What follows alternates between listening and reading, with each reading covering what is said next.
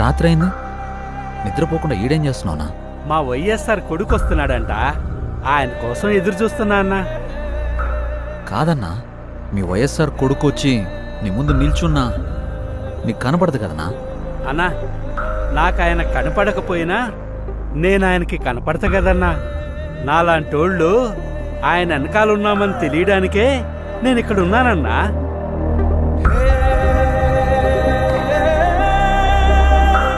తండ్రి పోయాడనుకుంటే కొడుకొచ్చాడు. Congress party can create another 100 YSRs. Tell him, if he doesn't fall in line, the consequences will be very harsh.